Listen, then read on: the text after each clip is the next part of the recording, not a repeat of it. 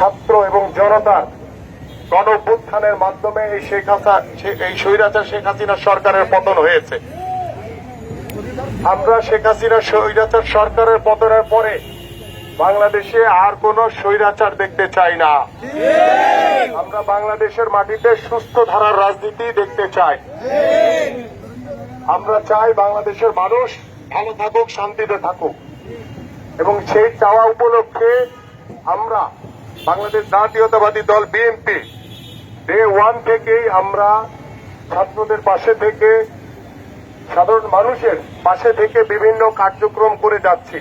তার ভিতরে অন্যতম হচ্ছে, আপনারা জানেন, এই দখলদার এই শেখ হাসিনার এই স্বৈরাচার সরকার বাংলাদেশে 17 বছরে যে পরিমাণ নির্যাতন, নিপীড়ন, জুলুম চালিয়েছে, সারা বাংলাদেশের মানুষ অতিষ্ঠ হয়ে গিয়েছিল।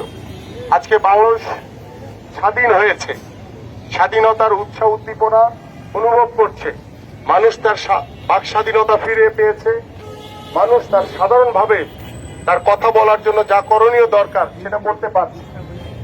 আমরা বলতে চাই, আমরা দেখেছি বেশ কিছু জায়গায় আমাদের কাছে অভিযোগ এসছে যে দুষ্কৃতিকারীরা কিছু জায়গায় চাঁদাবাজি করছে, দখলদার করার চেষ্টা করছে, দখলদারি করছে, কিংবা জুলুম করছে, কিংবা লুটতরাজ করছে। আমরা দৃঢ়ভাবে বলতে চাই আপনাদের কাছ থেকে, কিন্তু এখন থেকে আর কোনো চাঁদা দিবেন না দয়া করে।